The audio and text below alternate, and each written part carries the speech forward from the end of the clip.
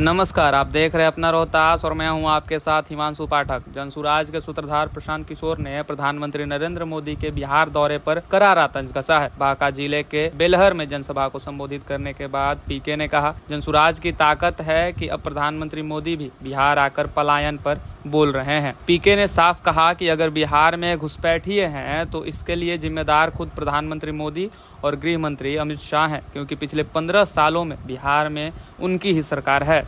जनसुराज सरकार बनने पर पीके ने किए 4 बड़े ऐलान। सबसे पहले 1 घंटे में शराबबंदी कानून को खत्म करेंगे। बुजुर्गों को मिलेगी 2000 रुपए मासिक पेंशन।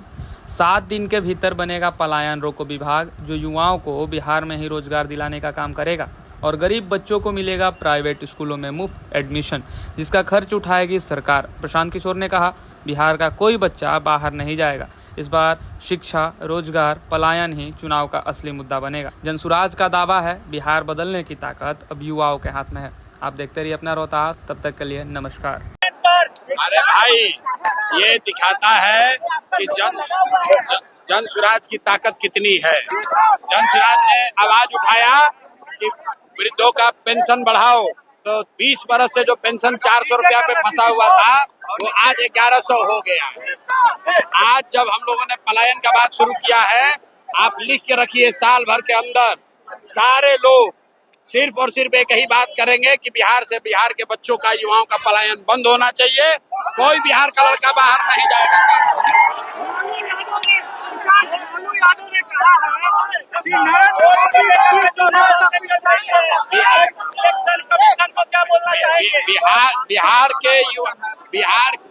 बिहार के युवाओं से ज्यादा ताकत किसी भी नेता का नहीं है।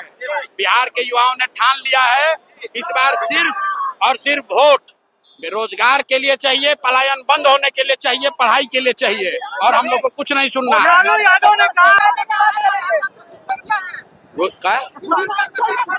अगर घुसपैठिया है, अगर मोदी जी कह रहे हैं कि घुसपैठिया है, तो 14 बरस से देश में शासन कौन चला रहा है?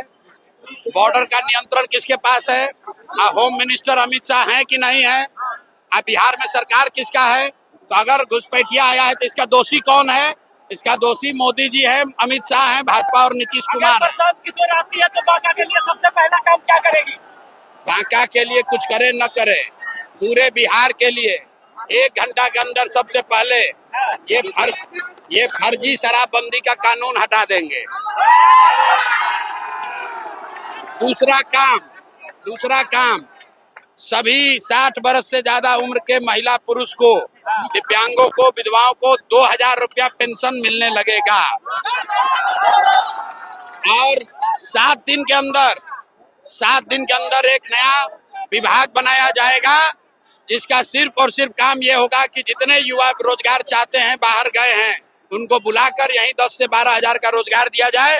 मुख्यमंत्री के अधीन सीधे एक नया विभाग बनाया जाएगा, पलायन रोको विभाग, जिसमें किसी भी युवा को बाहर 10-12 हजार रुपए के लिए नहीं जाना पड़े। पर्यटन के लिए तो जनसुराज क्या करेगी? रुको यार, चौथा चीज, यहाँ पर जितने गरीब लोग हैं, जिनके इलाके में सरकारी स्कूल में खिचड़ी बट रहा है, पढ़ाई नहीं हो रहा है, वहाँ पर लोगों को ये सुविधा दे दी जाएगी कि आप अपने बच्चे को प्राइवेट स्कूल में पढ़ाइए, उसका फीस सरकार भरेगी।